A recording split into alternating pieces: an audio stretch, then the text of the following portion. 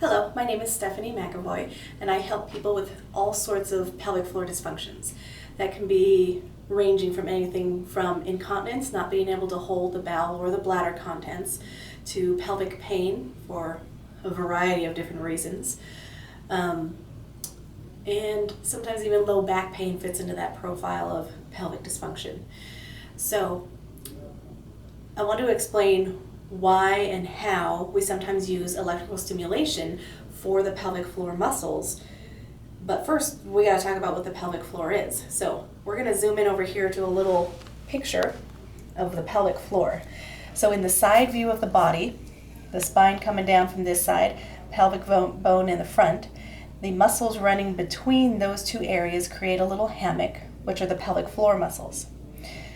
With the anatomy turned over this direction, we can appreciate that there's muscles running from top to bottom, side to side, diagonally, in circular patterns, and so there can be tightness or dysfunction of any one of those muscles that can either limit movement in a particular direction or control of the bladder.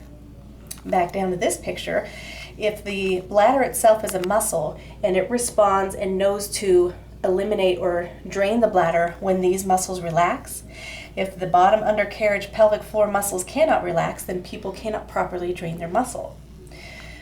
So if we want to talk about how stimulation can help, we want to consider that most people think muscle weakness is the main reason for I can't control my bladder or I have weakness and prolapse, but muscle weakness is not the only reason.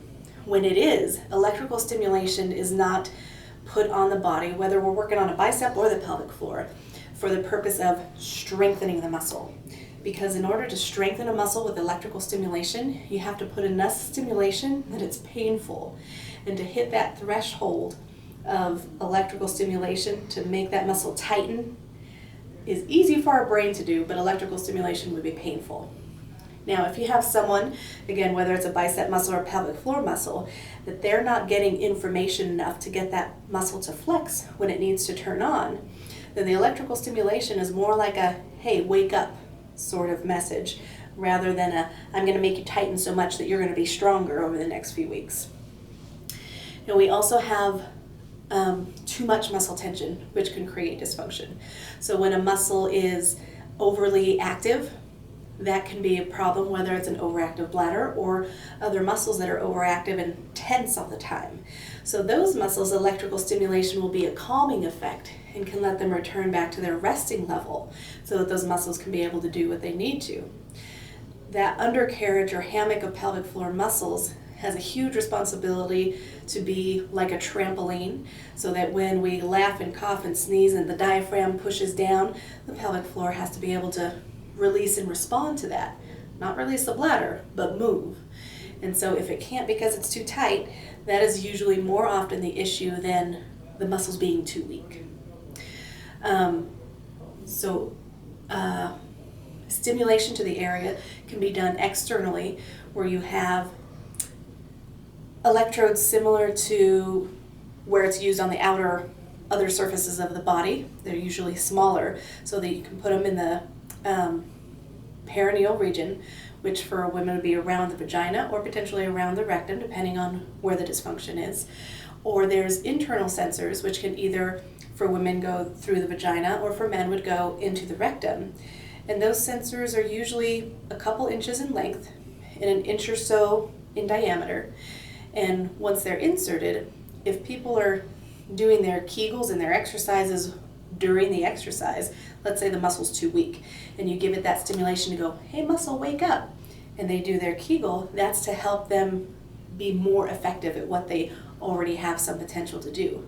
If you take someone that has no activity altogether because of nerve damage, you're not going to do anything for them.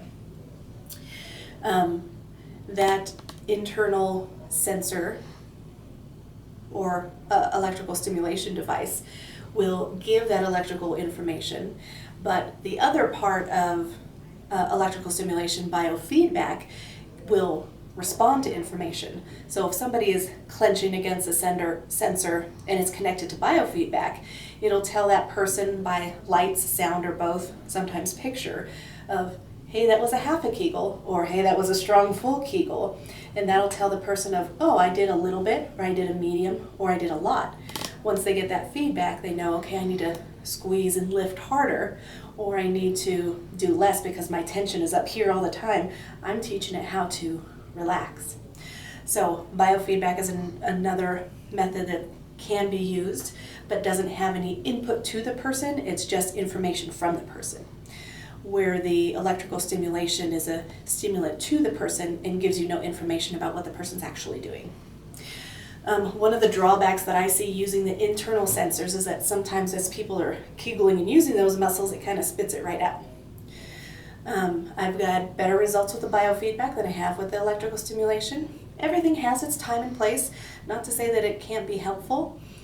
A lot of people are a little bit worried and scared about having stimulation in the area, so I also educate people that they can use other things like vibration or just sense of touch, or even cool versus warm, so that they're getting sensory information. So it's still information to the brain that goes, hey, I'm talking to you, muscle, and I want you to either be more active or I want you to be soothed and calm. So if that gives you hopefully a better understanding of how electrical stimulation can be used for the pelvic floor. If you have further questions, you're always welcome to stop, call, or come by. We love to help people learn more about their bodies here at Physical Therapy Connections. And my name once again is Stephanie McEvoy. And if you need to get in contact with us, the easiest way is by phone. So our phone number is 719-565-6678. Thank you.